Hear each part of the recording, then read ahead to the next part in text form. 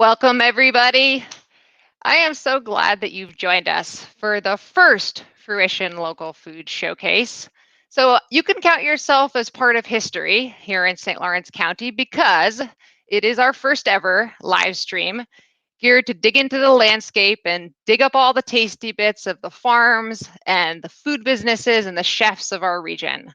We'll offer a new showcase every single month of 2021 on the third Wednesday of the month, 7 to 8 p.m.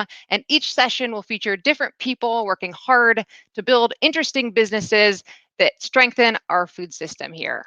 So here's how it works. Every month, we'll have guests, new guests each month. Guests will be featured one at a time for up to 15 minutes apiece.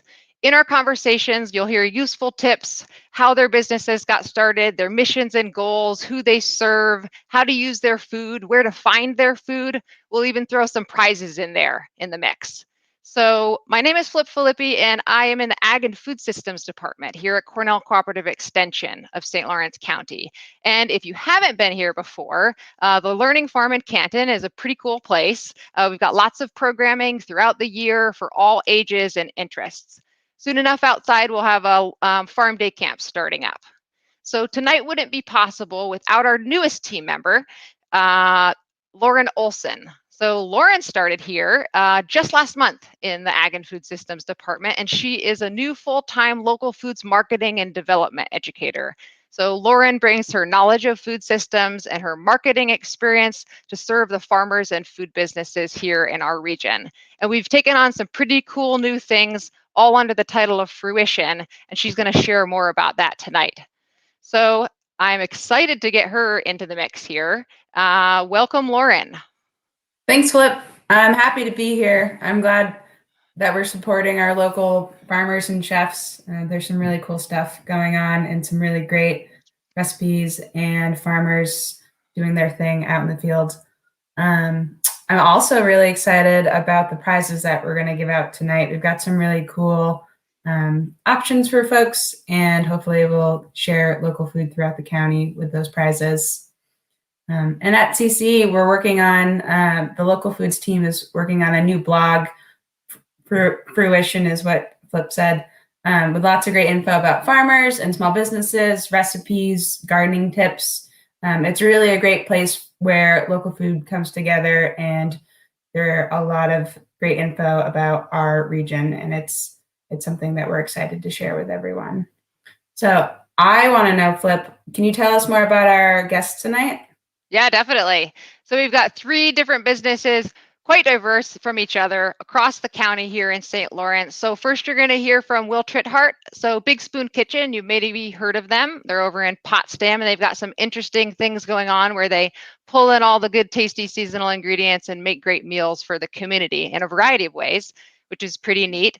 And then next up, we have Megan Bowdish actually over at Never Tire Farm. And I think Never Tire is probably one of the greatest farms and businesses in the area that maybe you've never even heard of, because they're a wholesale greenhouse grower that actually work hard to supply plants to retailers throughout the region. And so we enjoy their plants, and you may not even know that they're a local business.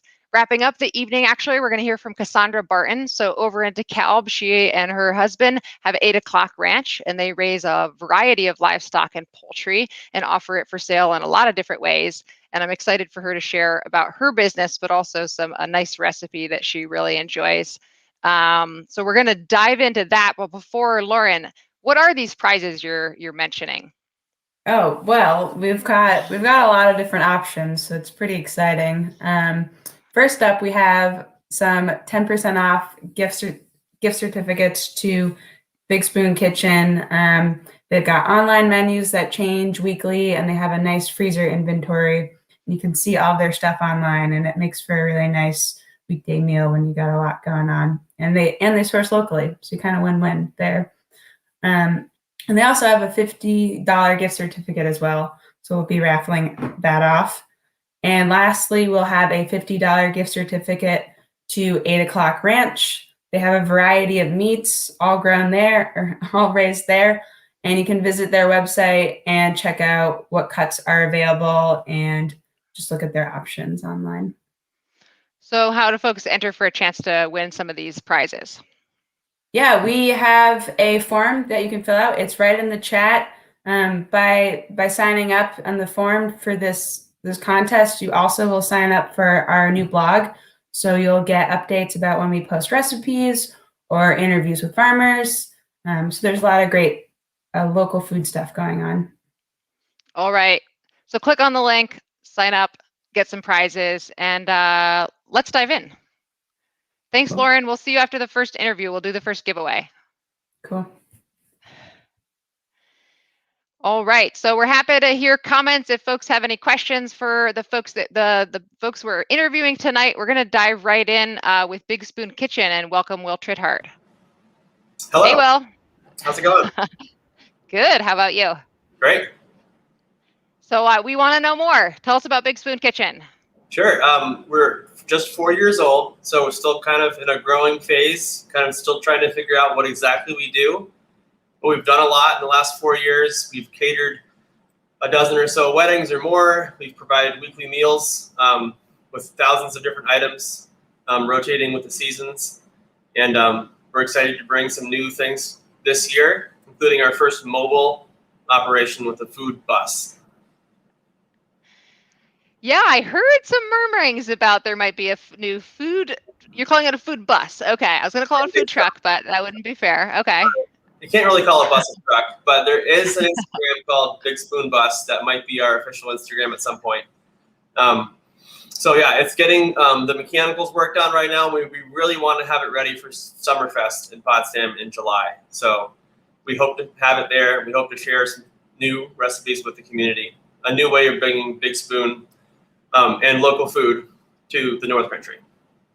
Can we get a sneak peek of the menu, or is it too early? What kind of food are you going to be serving on that bus? Well, we definitely, we're going to have different equipment than we have here in the kitchen. So here in the kitchen, we have, the standard range and oven. In the bus, we'll have fryers and a flat top, like the griddle that you've probably seen in a diner.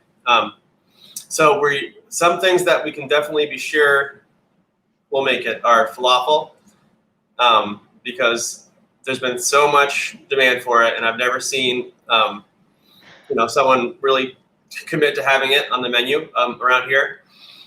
So that would be like a freshly fried falafel. And yeah, I don't want to give too much away. And I don't want Okay.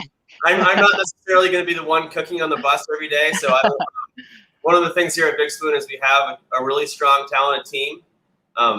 And we let the team members kind of choose what they want to cook each week. So my mom and I are here for guidance, but we're letting the team bring their passions into the kitchen.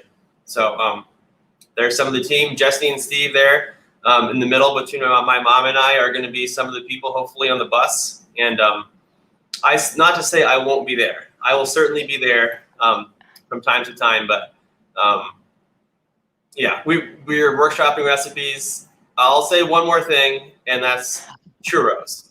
So two things. Churros. We're really excited to have a fryer. We've never had one before. I've never really worked with one before. So I've been testing recipes and getting excited for like the street food opportunities that we can bring on the bus. So different style of cooking, but same ethos when it comes to sourcing. So we're really excited about that. So it sounds like you've mentioned sourcing seasonal stuff and local products. Tell us a bit more about how you establish your relationships with the area farmers that you source from. Sure. First off, I'd like to have an open invitation. If you're a farmer that produces a product, send us an email at bigspoonpotsdam@gmail.com. And let us know what you have in abundance. We started this business hoping that we could help farmers deal with the abundance that they have when they have it. There's only so many tomatoes you can sling to your customers at farmers. It seems like when a farmer has a really great crop, sometimes they don't get the full value for it. So we just finished a big walk-in freezer job. So now we have a full-scale walk-in freezer, and that's really the only way that we can preserve products right now. That and some limited drying of things. But we have a great relationship with a few farmers, and they come to us with their abundance, and we really like that. Daniel Martin, Daniel Kent, the Dans, as we call them, will call or text, even email or reach out about some product that they have and it's prime, and they don't want to just see it brought in the field, or you can't. It's hard to move a large amount of product fast, and sometimes the fields just give you a lot. So we like that as far as vegetables, and then when it comes to meat, we have a relationship with a few producers, and we hope to grow that to stock our freezer. We don't have the luxury of having fresh cuts coming in constantly, so we have to rely on freezing our meat, which is great because we have an inventory ready to go right in our kitchen. But even though we have a brand new walk-in freezer, it's already filling up. So we have recently gone exclusive with our beef to Theobald Farms, which is just less than a mile away. This is the most local beef that we can possibly get. We have a relationship with the family. The producer's daughter works for Big Spoon, Alyssa, and I really like that relationship as it evolves. So you talked a bit about some of the products. I've also seen local sweeteners like maples and honeys. I've seen you had eggs and fruits and things like that. And what I enjoy a lot about the business is how you do kind of use the abundance and incorporate them into your meals, but then you also have built in that storage capacity to put up food for the off season, extend it beyond our short, bright growing season into the darker months. Yeah, we just went through the darkest part of the year as far as local food. But we just got asparagus in last week. We got 100 pounds from Dan Martin, and we'll probably double that order for next week.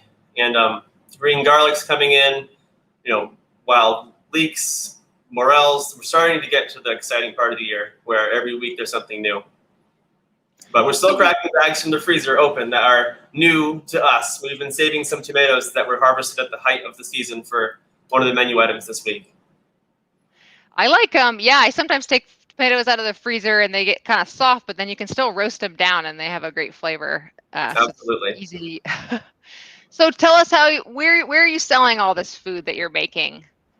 So with COVID this past year, we've almost gone exclusive with our weekly menu. So every Thursday at noon, we post a new weekly menu, and it has between 10 and 13 items. And people can order right there on the website, and they can pick delivery or pickup. And the food is ready on Tuesday for pickup and Wednesday for delivery. So you kind of have to think ahead and plan for your week, but you can order right up until Monday. And then we close down the ordering, we write it all on the chalkboard, and we cook like crazy for 48 hours, all the orders. And, that's been, there's the chalkboard, there's Steve doing his thing, and we're cooking large quantities these days. I mean, with COVID, our average weekly order almost doubled, and we've kept that going through this past year. So a big thank you to our customers who've been supporting us. And with catering dropping off completely, it's really become the only way that we've been moving product. That being said, catering is kind of opening up again. We're doing events, we're doing lunches.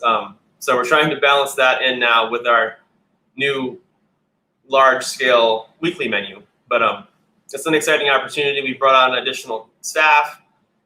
We now have 2 full-time people that aren't my mom or myself. And we're looking to probably get another one by the end of the summer. Yeah, we probably should give a shout out to Rosie here, but only be fair. Yep. The Big Spoon is built on her shoulders, and my dad, David, who kind of lurks in the shadows, but he helps with compost and all the little things that need maintenance on. And he doesn't ever get in the kitchen and chop vegetables, but he's one of the reasons that we keep plugging along.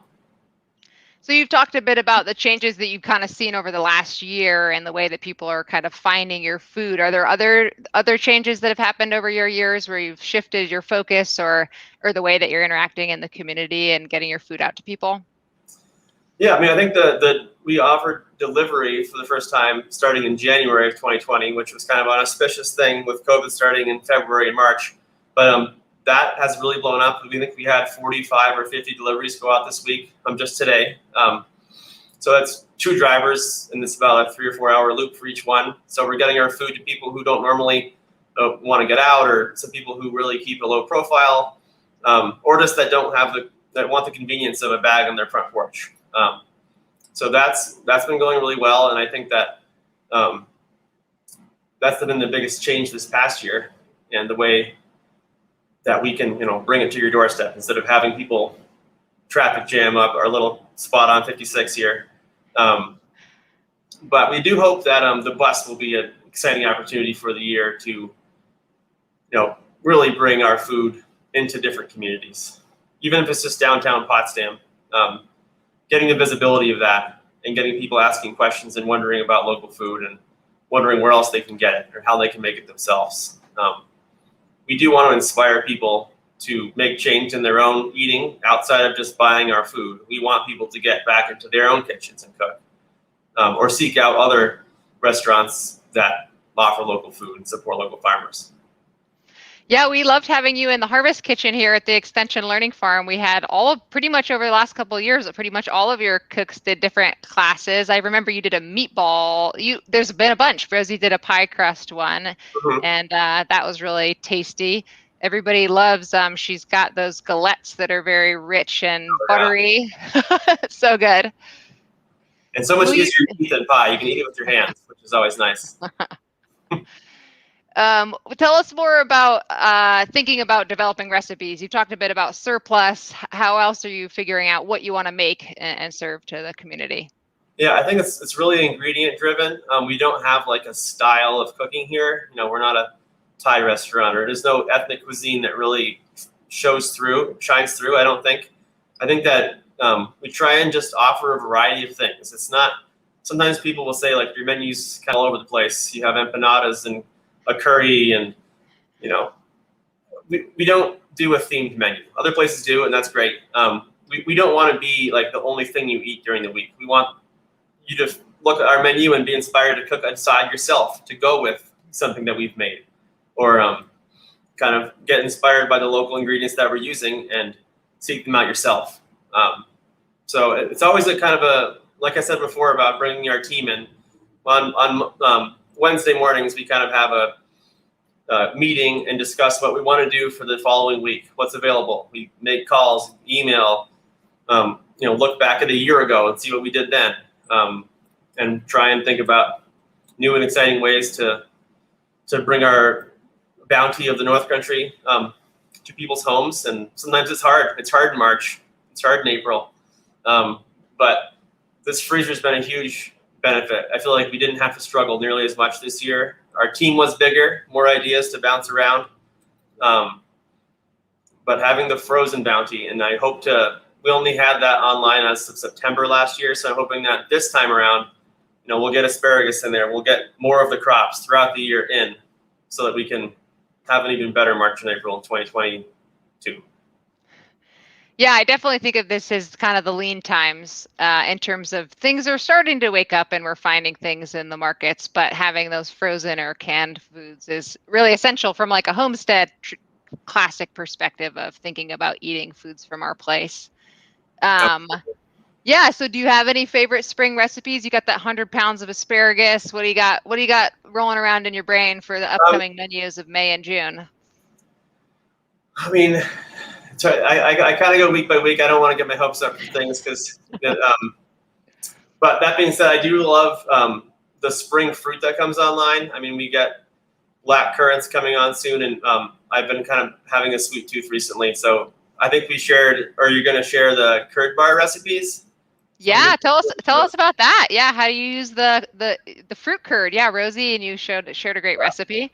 People have heard of probably like lemon curd before, but you can really use any fruit to make a curd. So we've used like gooseberry and blackcurrant and other fruits that are abundant in the North Country that we oftentimes grow ourselves, which is another kind of fun thing to do. We don't have a huge means of productions here, but we do hope to expand it a little bit. And a curd bar is a great way to enjoy that punch of buttery fruit flavor with a little bit of crunch. And it's the great way to start the day or have a little coffee snack around noontime. You don't have to eat a lot to get all the energy you need to get you through the day. That's awesome. Yeah, we have just a few gooseberries at home, and they've already been pollinated, and you can see the little nuggets growing already. It's looking like it'll be a good year. Mm-hmm. Yeah, I'm really excited about being able to grow more here. I mean, one of the reasons that we chose this location was that we're on acreage. We have basically we're on an old farm, and I'm excited to expand that opportunity and mostly focus, I think, on fruit. So blueberries, blackberries, raspberries, gooseberries, blackcurrants. There's plenty to do, and I think that the fresh picked factor and the ability to go out and just, we're sitting down on Wednesday thinking about what to cook. Well, we can just walk around and see what's ready. And working goes into savory dishes too, for meats and whatever. That is excellent. Will, I want to give you a chance if there's any last little bits you'd like to share with the group. We'd love to hear any other things you'd like to share about Big Spoon coming into spring, summer 2021. Well, we've been working really hard these past few years to kind of grow the business and not just get stuck in a routine. So I'm really excited about some projects that we're working on. Not necessarily things that we're going to share just yet, but I'm hoping to make kind of a bigger impact on the community than we have in the past, and really, I don't know. I feel like we're at this inflection point in the North Country where local food hasn't really exploded yet, but there's an appetite for it. Everyone I talk to across the political spectrum, across every spectrum, loves the idea and wants to be involved. And I think it's just, how do we get them involved? How do we bring people in and grow this movement? So I'm hoping to have some things in the works this year that will help to do that. So I don't want to say too much yet, but I hope maybe I can chime in on one of these down the line come August or September and share a little bit more about what we're working on in the backstage. We'll have you back for a cameo so you can share all your secrets later in the summertime. Excellent. Well, can you just remind us where are we going to find Big Spoon stuff? If we want to eat Big Spoon stuff, how do we do it? Right now it's kind of the lull, but starting Thursday at noon, go to bigspoonpotsdam.com and check out our weekly menu. And you have until from Thursday at noon till Monday at noon. So we give people a pretty big window to order. And you can sign up for a newsletter thing right on our website. So on Thursday morning, we send that out with any news that we'd have to share during that week or explanations about the menu, including a link to the menu itself. So get on there, try us out, get delivery, come pick up. Now with the nice weather, we like to have a chat with our customers on their porch for a minute when they pick up. And we hope to have a shiny, freshly painted school bus rolling around the North Country pretty soon. So that will give people a great opportunity to give us a try. Excellent. Well, we loved having you, Will. And thanks for joining on the first ever Fruition Local Food Showcase. That's good to be part of history. There you go. Thanks, Will. Thank you. All right. So remember to get signed up for their newsletter so you can hear when their weekly meal comes out, their menu comes out each week. I actually just picked up the phone yesterday and called Big Spoon and said, hey, Will, would you consider catering a brown bag lunch? We've got a tour for farmers that we're doing next month. And when they could fit us in, they always say yes. And they said yes. So we appreciate them accommodating us and being flexible and providing healthy, tasty meals. I think it's prize giveaway time, if I'm correct in that. Lauren, how are we doing? Good. I think you're right. I think it is prize giveaway time. After hearing all those delicious recipes, and was it the galette, the tart there, that looked amazing. I've eaten that. I can attest. What are we giving away right now? We are giving away one 10% coupon code for Big Spoon Kitchen. Okay. So let's do it. If you're out there, tune in. All right, go for it. We're going to spin the wheel here. I see my name's not on there, which is probably fair. Mackenzie. Okay. Congratulations. Mackenzie, out there. That's you. Awesome. Mackenzie, we will share the coupon code with you offline.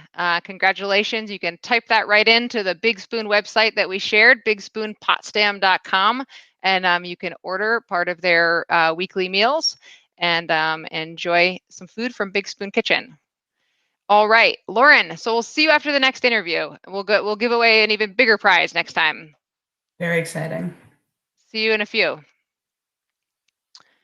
So again, if folks have any questions or comments, if there's something that you're hearing from a guest and you want to learn a little bit more, then just type it right into the chat and we'll ask them if we have time.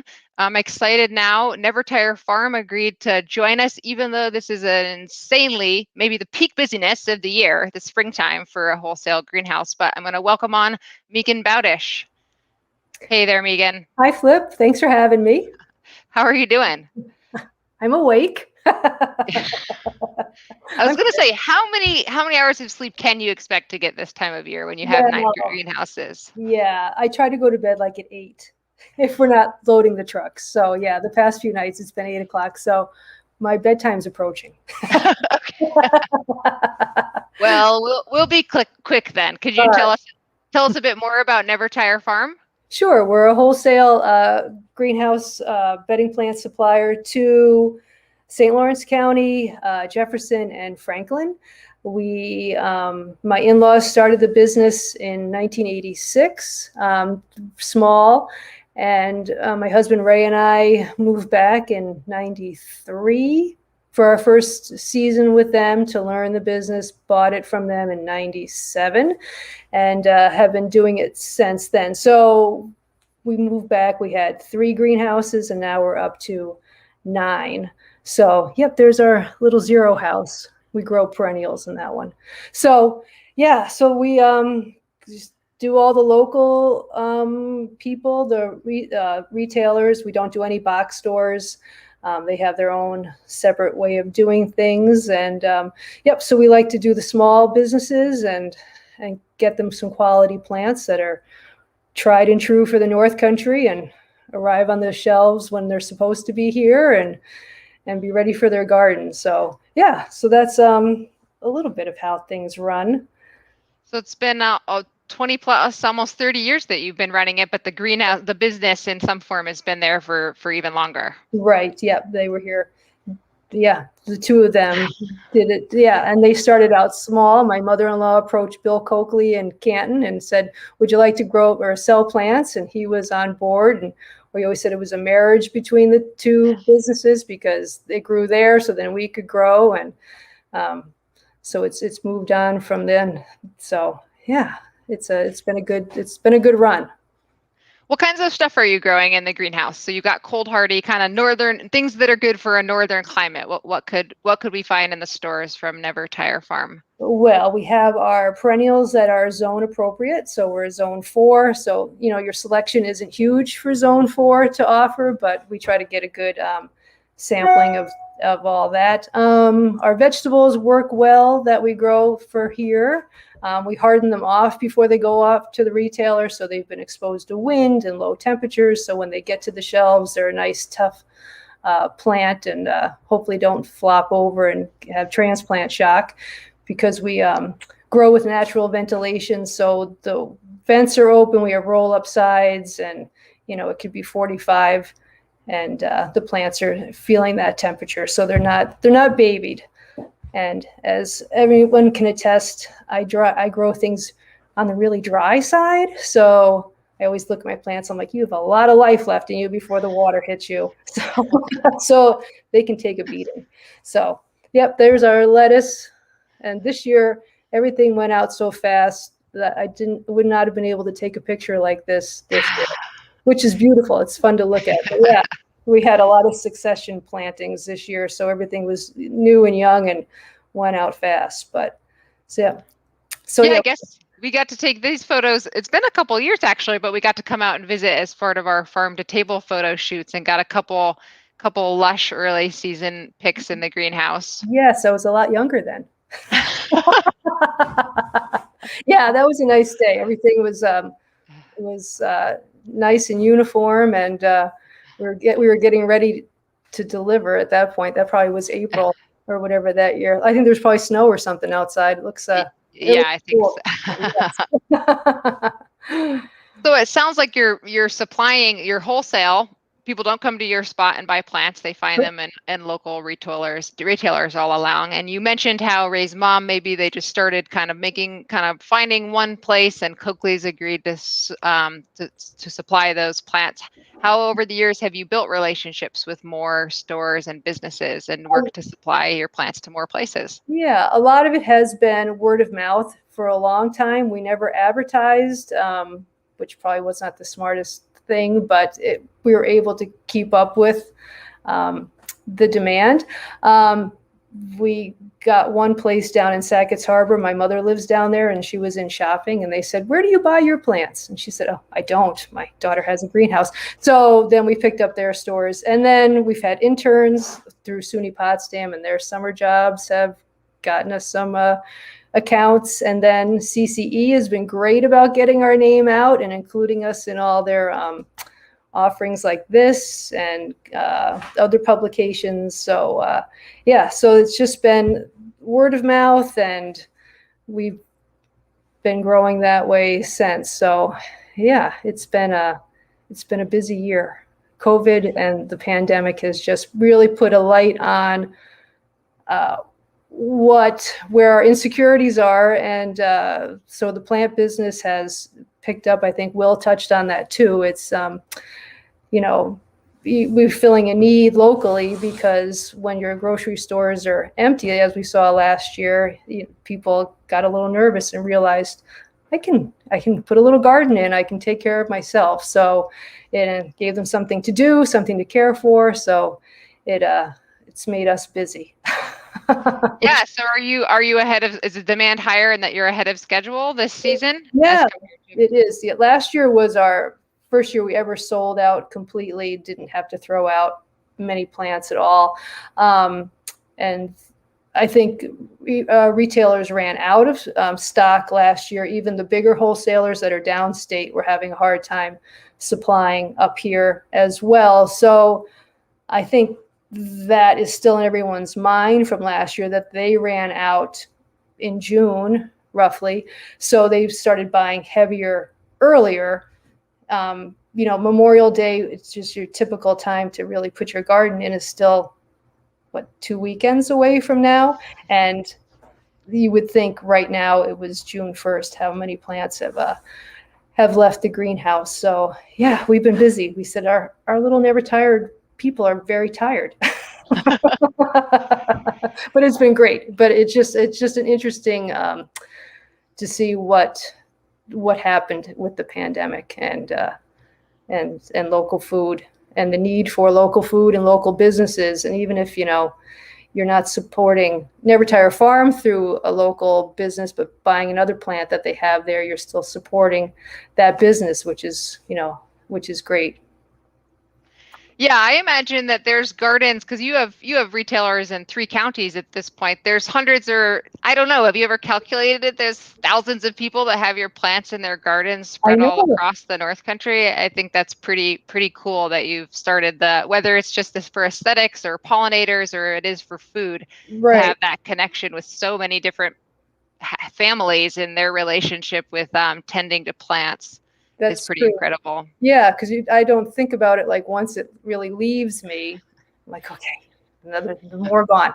But to think about that they've gone someplace else and people are feeding themselves, and it's just all from stuff that we started from seed or bought in and grew to its to the stage it was. It's it's pretty neat to think that spreading the joy across the 3 counties. So I've got a couple picks, and we talked about it a little bit, I think, at one point, this idea of like you grew, the demand has grown, you now at the point maybe have 9 greenhouses, and so you have to kind of create some efficiencies, like we can't just be carrying racks, one tray of plants around at a time. Can you tell us a bit about how the greenhouse has managed that growth and to increase production and still get to go to bed sometime at some point of the day?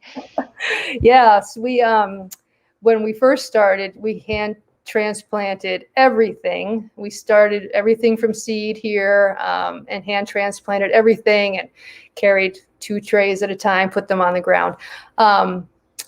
We were in our 20s then. So now that we're not, we put in a material handling system. So it's a series of pipes. It's like a trolley track that runs from, and we established a production building. So we do all our transplanting in one place. And then these carts here that you see, the pipes run to all 9 greenhouses, and there's a series of switches so we can, go in and out. We can move 24 flats at a time. We grow in 606s, so there are 36 plants per tray.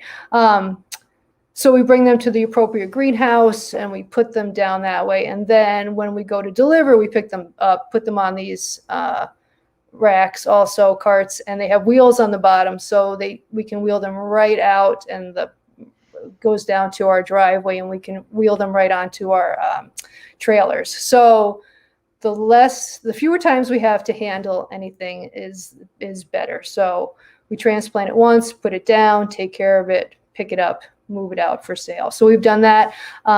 We've invested. We were actually given a flat filler by a friend of my father-in-law. He had a spare one, so there it is there. So that fills everything. It's really only supposed to fill flats, but we've jury-rigged it to fill pots and containers and hanging baskets. So, and the large bag that is there is the growing media. So it's a 750-pound bag, and we get probably 30 pallets of those, and they're double stacked, of the growing media. So that saves a lot too, instead of having to dump in one bag at a time, like you get those compressed bags. So we have that. We also have a push through transplanter, which you can kind of see in the back there behind me. It's has plungers on it. So we buy in plugs that come 432 plants to a tray, and they have a cross cut in the bottom of it. So then these plungers that you see push 36 plants down at one time, and then there's the plug tray sits on a groove system, so you can move it around, so you can get 12 transplanted trays out of one plug tray. So we can do like 500 to 700 on a good day transplanting, as opposed to when we used to hand transplant everything, we'd get about 100, and we'd be proud of ourselves. So all that has helped let us manage getting everything done in the time frame that we needed to, without, and still being able to go to bed at night. So, so that's those are a few things. We have our watering system is, we have spinners in all the houses, so it's a sprinkler system in each house, so we don't have to stand with a hose to water everything. All the hanging baskets have drip lines in them, so they water on a water timer, and you can pick and choose what lines you want to water as whoever needs it. So those things save a lot of time. So all those little things add up to being able to go to bed at night. So we all know you're working hard. We can see it, producing food all day. You've been doing it for years, and bedding plants and more. What would you think? What would you say is your favorite thing about that process and doing it year after year? What do you love about it? I really enjoy germinating the seeds. I like to, because we do buy things in as plugs, which are established plants, but we also do a lot still that we germinate here and transplant. So we do all our vegetables here. You can get better variety by buying seed for vegetables than plugs. So we do that. So it's always a little bit of a miracle, and a little like, oh yay, this year's going to work, when you put the seeds in the seed trays and put them on the nice warm bench. And some things are just so gratifying. They're germinated within 24 to 48 hours. You're like, yeah, it's going to be okay. It'll work again. So yeah, that is always the exciting part.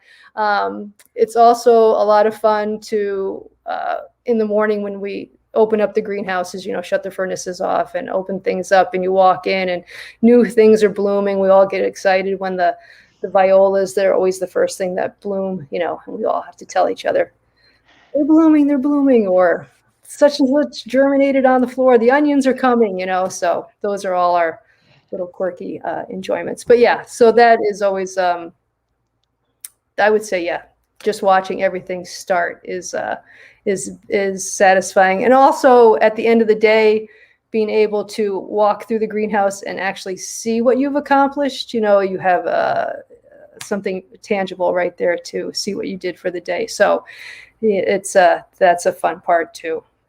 So.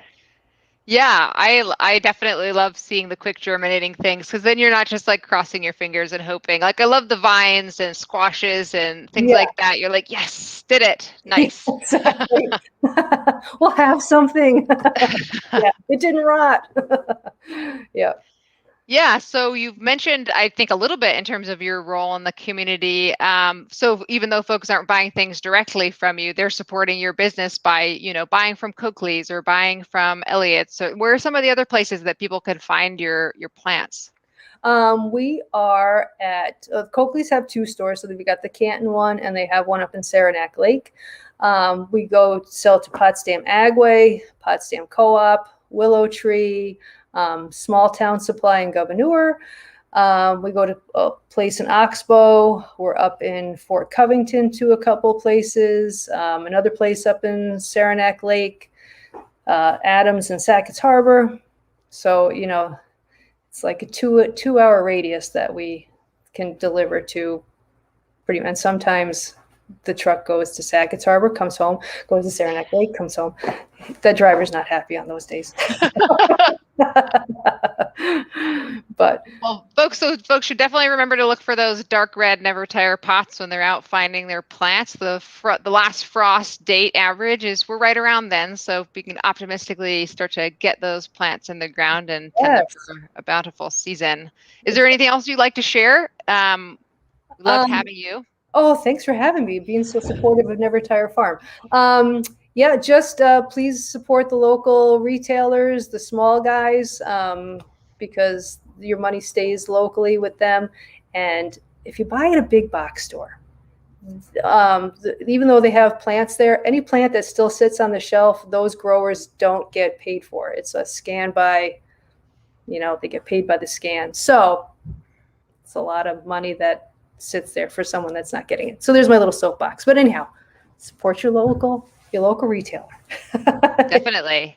I am all for that. And you've got a lot of beauty, a lot of color, a lot of varieties, so many, some new things to enjoy every year. So it's always fun to check out the racks at the stores. Yes, it is. It's a lot of pretty, that's for sure. It was a pleasure to have you, Megan. Thank you so much. Flip. Thank you for having us. Bye. Take care now. Thanks. Okay, well, we learned a bit more about wholesale greenhouse growing, and I love to see the simple ways that they've created efficient systems over at Never Tire Farm and have been able to, has allowed them to grow thousands and thousands of plants year in and year out for folks across the North Country, of growers of all sizes. We love actually putting their plants in. We have some of their starts at our spot at Little Grass, so we love that. And I think it's prize giveaway time now, so we better get Lauren back in here. Hey there. Hey, Flip. How's things? Great. I love hearing about greenhouses, because I love when you're in there in the spring when it's still cold outside and it's really warm in there and so sunny. That's always the best feeling. It is a nice little pocket. Should we give away some stuff? What are we giving away this time? We have an exciting prize. We have a $50 gift certificate to Big Spoon Kitchen. So definitely enough to get a couple of meals, try some different things. Like Will said, their online menu goes live tomorrow, right? Yeah, so I guess we better get them that code. Here we go. Absolutely. So here we go. We got Carolyn. Congratulations. Excellent, Carolyn. It looks like you're getting 50 or even more dollars of delicious food from Big Spoon Kitchen. Thanks, Lauren. Great. We got one more, so you're going to join us after the chat with Kassandra? Oh yeah, we've got one more big giveaway to do. Okay, see you soon. All right, we're gonna get Kassandra in here because we want to hear a little bit more about 8 O'Clock Ranch. Hi, Flip. Hey, how are you? I feel great. It's springtime. I know. How are you? Hard to beat that time of year. So we want to know about 8 o'clock ranch. Tell us about your business. Well, my husband and I started with just a few sheep, which our whole family thought was kind of crazy because they wanted initially to do dairy. And it kind of grew from there. It kind of grew out of control from there. We kept having customers going, hey, do you offer beef? Do you offer chicken? Do you offer this? And we kind of said, well, not yet. And it got us to thinking, and we like to eat all of those things. So it was even better that we could provide them to others as well. So when was that? You started with a couple sheep, and when did that little dream begin? It started in 2001 when we got married, and I didn't realize that. I was like, whoa, it's really been that long. So yeah, it started in 2001. We started our business in 2003. So officially, it'll be 20 years in another 2. Does that mean you're putting up a big event tent over 8 o'clock ranch and we're all gonna descend upon the farm, or is that too much to promise? Like a nice cookout, have people over. That would be fun. I would love that. I can't even think about that right now. We have so much stuff going on. It's fair enough. Summer is intense up here. Like, you have such a short period of time and everything has to be gotten done. So we'll think about that in winter. Everything's possible in winter. I won't invite Big Spoon's food truck to your farm in 2022 yet. That would maybe a little bit. Yeah, that'd be such a good idea. So much fun and tasty. Cool. So tell us, you raise a variety of animals. Remind us what these days, what animals are you raising at the farm? Well, as you can see in the picture, we've got our sheep. That's our old barn. We've got that was the things that we started with first. We then moved into beef, and then we added pigs to that, which are so much fun. They're a very mischievous animal who just love to have fun. The cows they're awesome. I just moved a whole bunch to a new pasture, and watching the new cows out on the field is a special pleasure. And then we added chicken. I think chicken was the last thing, the most recent, but right now, probably some of the most popular. Everybody loves chicken. And out on pasture, it's a huge, huge difference. There's just, I don't know, it's so clean and it's got so much flavor. We love it. Excellent. And then the lambs, you still have lambs. Yes, we have lambs. Yes, we had a little escaping yesterday morning. We were putting him out on the pasture, and one lamb decided that he was going to hide away, and we had to rejoin the flock. Always, there's never a dull moment. Yeah, I imagine. So are you in the middle of lambing right now, or nope. We're finished. We're all finished. All of the lambs are born. The sheep are sheared. They are on their summer routine of heading out to pasture during the day, and then we bring them in during the night just for, make sure nobody wanders off or nobody tries to snack on them. But yeah, the lambing's all done. Calving is still in progress. Piglets are coming. They pretty much come year round. And then we've got about 1,700 meat chicks that are just over 2 weeks of age. So growing fast. In another couple of weeks, they're going to head out to the pastures. Aren't they adorable at that time? Yes, that is they're. It's a bad picture to show for somebody who's trying to eat dinner, but fair enough. They do change. So you raise a variety of animals, and then tell us more about where are folks finding your meats? All over. We're actually at a bunch of different places all throughout St. Louis County. You can stop at Pickens in Hewelton, Oxford Creamery, all the way at Rensselaer Falls. Martin's Country Store in Madrid offers a bunch of our stuff. You can also go to Nature Storehouse, Potsdam Food Co-op, and at Little Grass. They have a freezer there that you can stop in and self-serve. It's awesome. People just mentioned how very convenient it is. And of course, you can come to the ranch. You can come to the ranch, come visit us, say hi. We're open Thursday, Friday, and Saturday. Our store hours are on our website. A lot of people come and bring their families, and they can go out there and they watch like the laying hens out there grazing, and then they'll come in, grab some beef sticks for the kids, snack for the ride home, and it's just a fun, relaxing hour or however long you want to spend. Yeah, the farm store is a great idea. Definitely. It's fun. So we learned a bit about the things that you raise. I remember from other conversations with you, you have another unique aspect of your business in terms of how you engage actually with other producers. Could you share a bit more with folks about that? We do. When we first started, we any business when you first get started, you kind of figure out how to do things. But one of the things, we didn't provide all of the stuff. And we thought, well, we really like connecting with customers, and we really like being able to provide them with a wider variety of proteins. And so other people were going, hey, I've got a beef animal, and but I don't want to do the direct marketing part. And we were like, well, we could definitely use your beef. So it was people that had the same mindset. We wanted to have no hormones and antibiotics. We wanted it to be grass-fed. And so just kind of, there's no contracts or anything. It's just friends, people that we know, and really are excited to be able to offer their animals to you.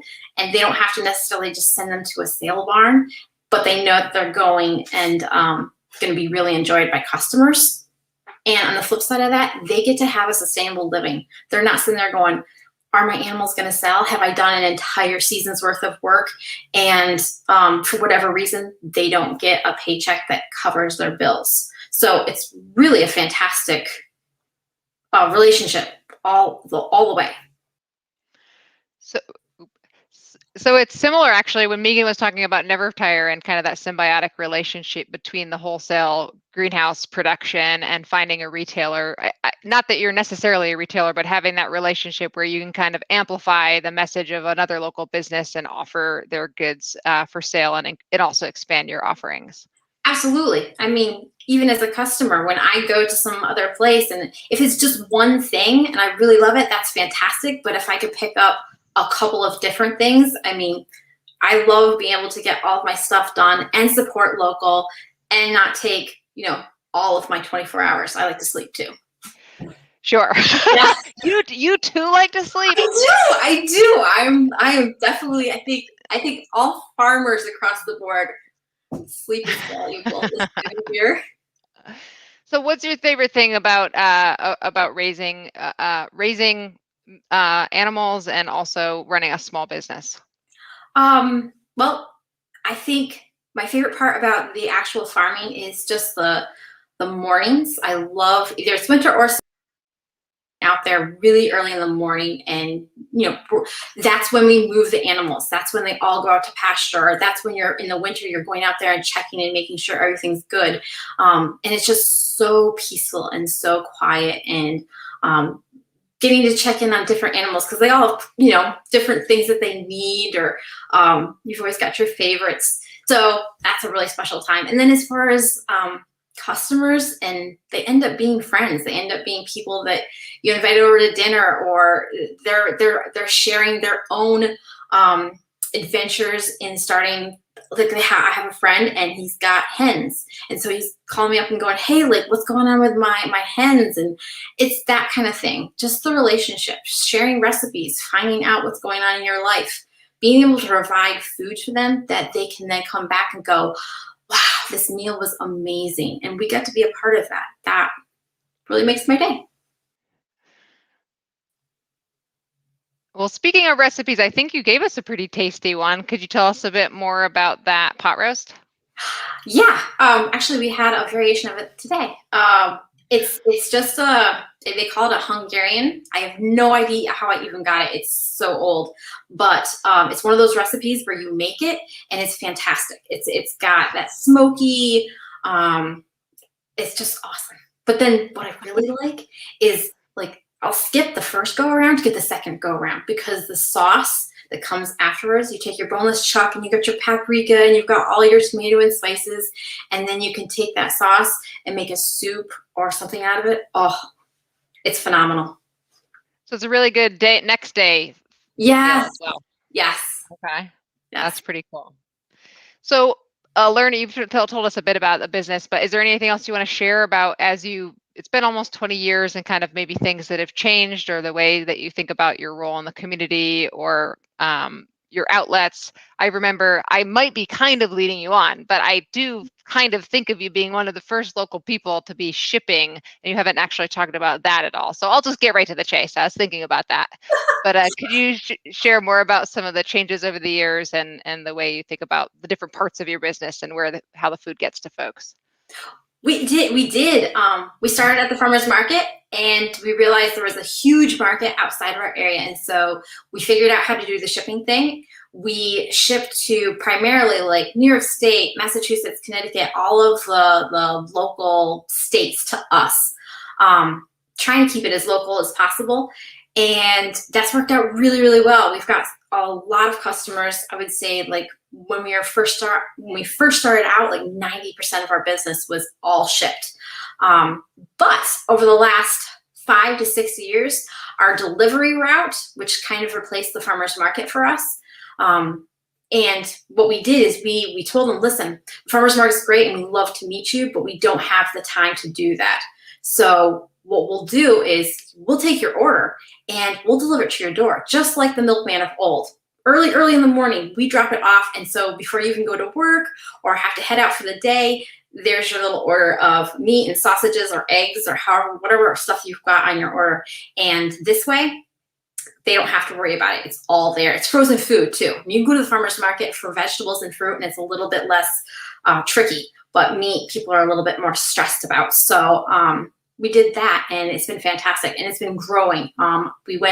Delivery routes usually were only 1 day a month, and now we're doing it every week and sometimes twice a week, just because we have fantastic response. The more that people find out that they have a local source for beef and lamb, pork, chicken, eggs, they're like, oh wow, I can get this, and it's not difficult. We try to make it really easy to access us, either by going to the store or coming to the ranch or letting us deliver it to you. Excellent. Well, I would love, let's see. I think we learned kind of where you could find stuff. Can you remind us of what your farm store hours are if people do want to drop by the farm and buy their products directly from your site? Absolutely. Well, first of all, we're located in DeKalb Junction. It's only about 10 miles from Canton, so not far. And our store hours are Thursday and Friday, 2 to 5, and Saturday, 9 to 4. Awesome. And they also, she was talking about frozen stuff, but they also have some tasty beef jerky and summer sausages and things like that too. Not just the frozen cuts. Yes, Huntley. We have maple syrup from Huntley's. Yeah, it's the more things that you think about. I mean, we have a guy who has some wood products here, like what do you call them? Cutting boards. We have some cutting boards here, so just all kinds of stuff.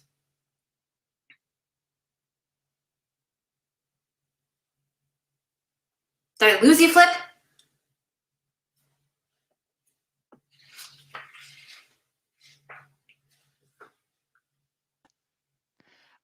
Are we back? I think we're back. It was going too well. I was like, okay, wait a second. Hey, okay. For our first episode, this has been fun. I've enjoyed watching all of them. I apologize for that, Kassandra. It was 100% my fault. Oh, the last thing that I heard you say was that we have a guy, blah, blah, blah, wood products. So could you start back there? Thank you. We even have a guy who makes cutting boards. And so we have cutting boards here as well. So yes, we have a variety of things. Excellent. Anything else you want to add before we start giving away free stuff from your farm? Yes. Yeah, you could, with whoever wins the gift certificate, could in fact get a delivery this Friday. So we look forward to meeting anybody that has never heard from us before and getting a chance to chat with them. Excellent. So you do, you offer free delivery in a couple of villages, but then you also tell us more about the delivery. The deliveries are Canton, Potsdam, and Madrid, and that's free delivery to your door. There's no minimum, there's no maximum, so just whatever you use on a weekly basis or bi-weekly. And then outside of those villages, within about a 5-mile radius, we deliver for a flat rate of $5. Again, no minimum. So, we have people that order just a dozen eggs and burgers or a pack of bacon, and that's fantastic. Excellent. It was a pleasure to talk with you. And I imagine we'll see you sooner than later, probably at the meat freezer at Little Grass. We should, definitely. Okay. Thanks, Kassandra. Bye, Flip. All right, we're wrapping up the first Fruition Local Food Showcase. But before we go, you shouldn't leave yet because Lauren's going to come on and give away some more stuff. Hey, Lauren. Hey. That made me hungry. Most of the pot roast recipe, which I really want to try out myself. Yeah, I'm hoping when I get home that somebody else at the farm has made something really delicious. So, yeah, we have some folks ready, and we're gonna spin the wheel and give out that $50 8 o'clock ranch gift certificate. Yep, we have one prize left, and you can win that gift certificate, $50. To Kassandra's ranch, 8 o'clock ranch there, and you can get a variety of meat cuts, really. So it's pretty exciting. Here we go. All right. Let's see who the winner will be. John W. Congratulations, John, for all of our winners tonight. So you're going to get a $50 gift certificate to 8 o'clock ranch, which you could use online or in person at their spot in DeKalb. But then for all of our folks, we'll reach out to you directly, probably tomorrow morning. And so you can get your gift certificates or your coupon codes and then start to enjoy that local food. So we actually have another local food showcase coming up next month. I should know, what is it? June 16th, I believe. So it's the third Wednesday of the month. And it'll be every third Wednesday of the month, 7 to 8 p.m. Tune in here. We already know, we are excited that next month, one of our 3 guests will actually be Matt Martin from M&M Eggs in Messina. So they've got lots of things going on up there. They're a hatchery. They do raise and sell eggs, but they also have a range of birds and supply quite a few different local restaurants and also folks beyond the region. So Matt's excited to share with us next month on June 16th. And anything else we should add, Lauren, before we sign off? Well, I think there are going to be prizes next month too, right? Well, yes, actually, M&M Eggs has generously agreed to, one of the gifts is actually going to be one of their heritage turkeys for a Thanksgiving meal. So that's pretty great. That's amazing. So we will see you all then. Mark your calendars now. Third Wednesdays, mark them for the rest of the year while you're at it.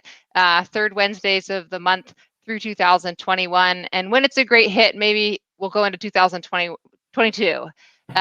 So see you all then, and tune in. Actually, there's probably some things I forgot to put up here, but yeah, if you have a chance, you should visit our new blog. The Fruition blog has lots of homesteading, gardening, farming stories, recipes, and tips. And then also, if you just want to hear about our programming anytime at Cooperative Extension, you can visit our website. Actually, another one of the folks in the Ag and Food Systems Department and I have a couple great programs lined up this summer. So tune in anytime. Reach out to Lauren and I anytime for all things local food. Thanks, everybody, and have a great night.